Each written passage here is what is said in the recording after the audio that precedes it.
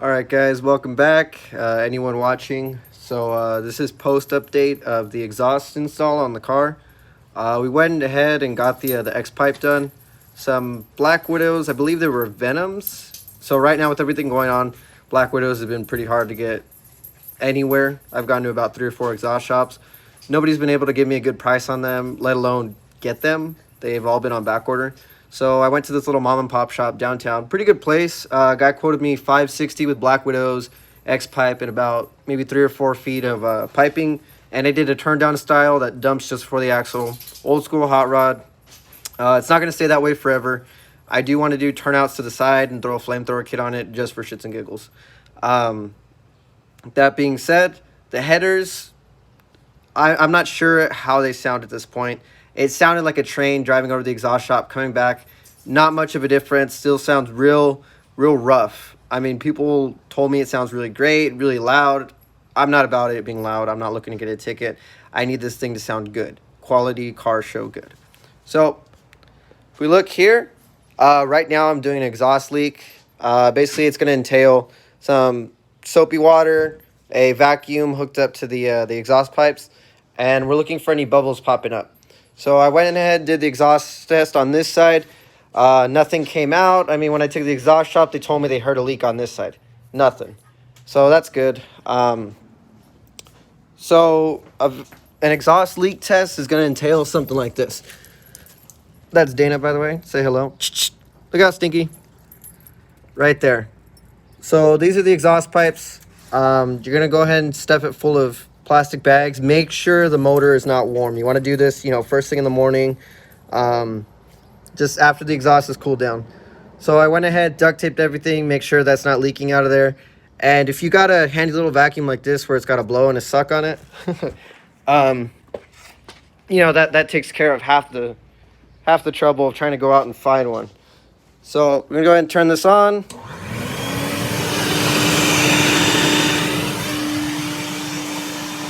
And we're going to come back over here. We're going to listen for something. I don't know if you can hear it. It's real faint. So I'm hearing just a little bit. So we're going to spray a little bit of water down there. And as you can see, there's some bubbles. Right there.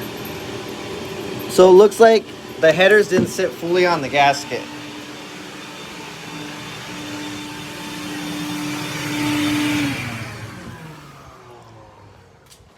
So, that being said, I'm not sure what went wrong with the headers. Maybe they were bent a little bit. Nothing is touching. I got plenty of clearance between the firewall, between the starter. All the lines are tucked out of the way. And there's really no linkage on that side for it to be caught on. So what we're going to go ahead and do is take off spark plugs, take off spark plug wires. We're going to tweak it just a little bit. I'm hoping that maybe the base of the headers where everything connects into might have gotten bent out of shape being in that box. Again, I got these headers for a really good price. They were coming off a guy out in Hemet, and he was going to put on a 68 Mustang. And he ended up letting him go for like 160. Now, if you look for them on Cemet, they're about 250, 280, depending on a good day. So I couldn't pass up the offer. But it was missing a bolt. That was the only bad thing. It was missing one little bolt. I went ahead. I found the closest thing to that size. It was about 1/4 of an inch too long, and I put a spacer on it. And that's numero uno. So that could entail why that is not seating correctly. So we're going to go ahead and move a couple of the bolts around, the correct bolts, and see if that happens to seat it correctly on the gasket. And we'll go from there. So let's do a quick walk around, and I'll show you the exhaust as well. Basically, these headers, they have a 3-inch open pipe right there, so it's a little bit bigger.